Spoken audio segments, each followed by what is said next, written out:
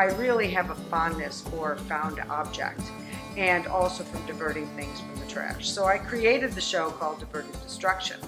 And the idea is to divert the things that we normally use in any given day and attempt to make art out of it. For those of you who do not know, this exhibition is also happening at the California African American Museum. It is a co-collaboration with the museum, and this is the co-curator, Mar Hollingsworth. Okay, so we'll be here talking about how that came about and also the artists who have done the work here.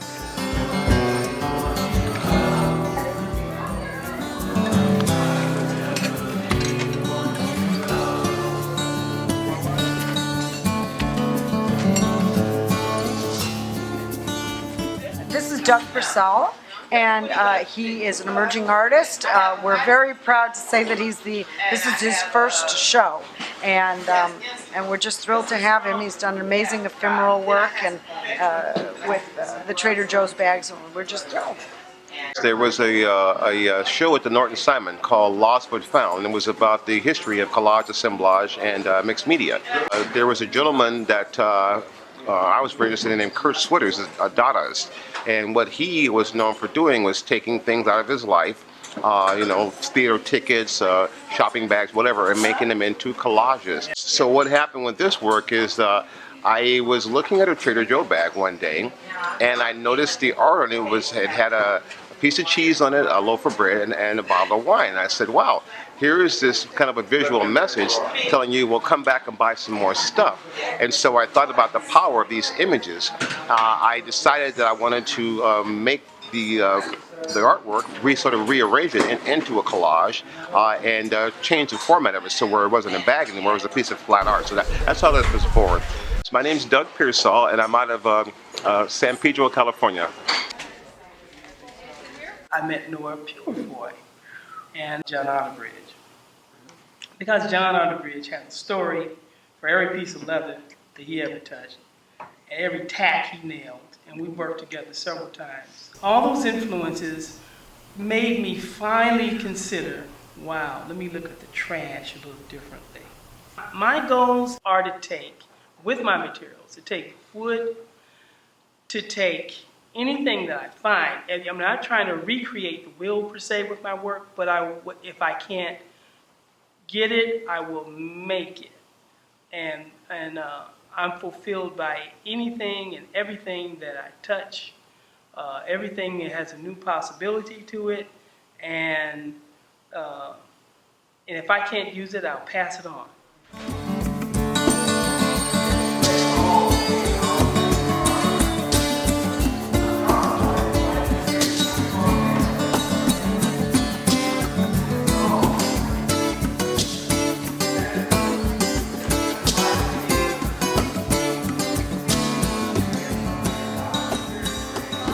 My name is Mar Hollingsworth, and I got involved in the show because I knew that Liz was making these shows every year, celebrating assemblage and art made with discarded objects.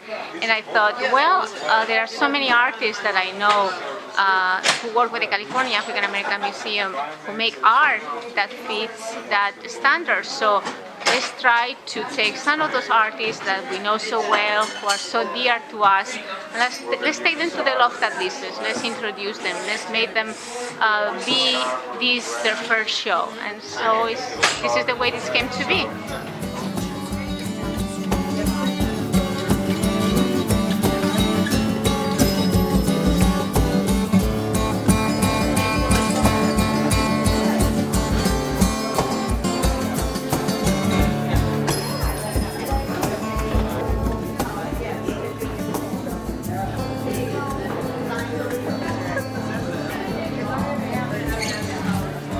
Okay, perfect. Yeah. Very nice.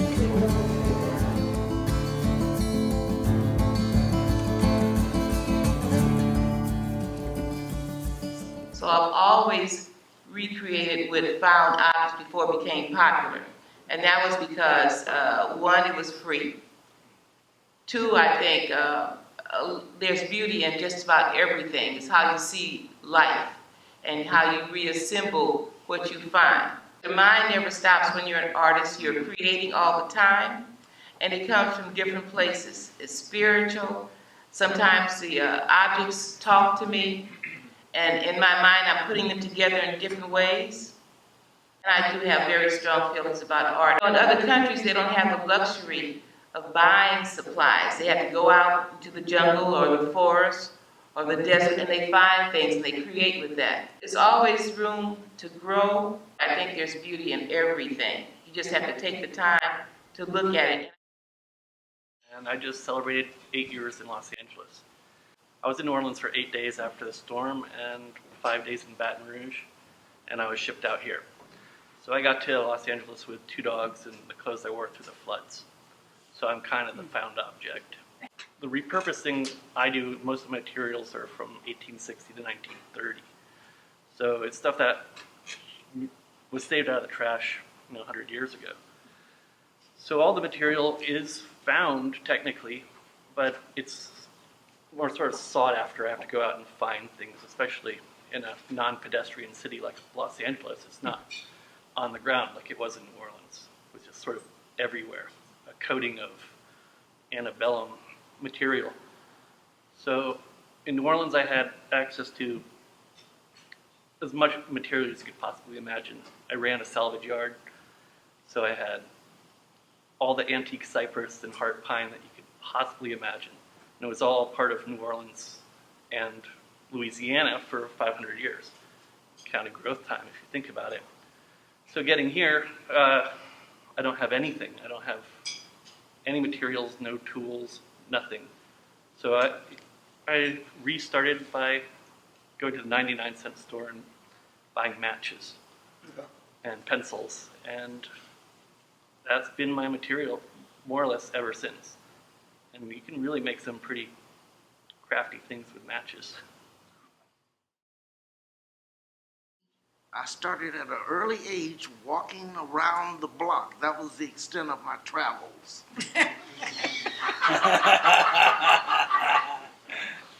But I found some very unique pieces in the gutter that I would take back and make art out of. I was born right around the corner from the Watts Towers. So obviously I was influenced by Simon Rodia. He actually used to let me and my older brother climb and play on the towers. The neighbors thought he was crazy, but he was a great guy.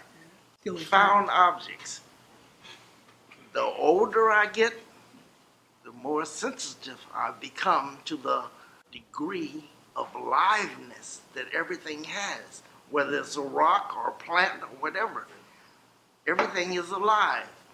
So me, myself, the relationship between one object to another is very fascinating to me. And sometimes I sit for hours rearranging pieces in relationship to other pieces. My love is sculpture, because you draw from all different angles, all the way around. And that's a challenge, and I get great joy from sculpture. I found it very fascinating to watch the big glue kegs would drip the glue down on the pavement. So I thought, but that would be a great material to deal with if I encompass a fabric that would give it some more of an opaqueness. So I thought about something hard, a fabric that's very durable, which is cotton. Then I also thought about, well, look at here.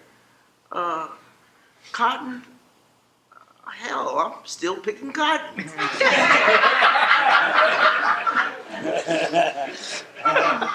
So basically, that's what I do.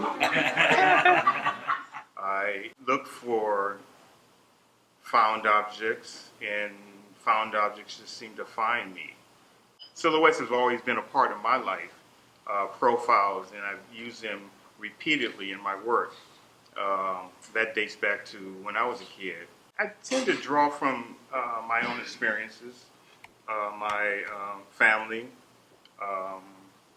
the emotional things that happened around me and my family, my life, and just kind of draw from that.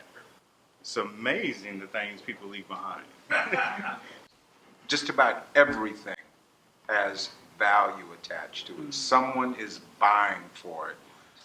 And if you're an artist, you're trying to save stuff and collect stuff. And, you know, you start to feel strange about yourself. You start to feel like a hoarder. And I think the people who scavenge are city-provided dumpsters, are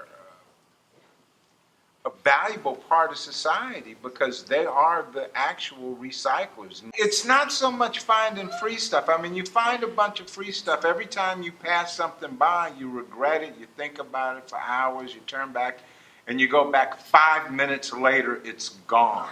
So I think that the recycling thing has really, really taken off, and I think it's thanks to the immigration of people who have less than us in their society see this as the land of plenty because, look, it's laying in the street. Nobody wants it. Well, artists want it. We as a society throw away things repeatedly, just like we throw away lives, relationships. So I look at each piece that I find, it had a purpose, and it served its purpose. And now it's time to recreate it. This process is giving the average person the opportunity to say, yeah, I have something to say. And I think that all of us have an opportunity now to tap into that creative self.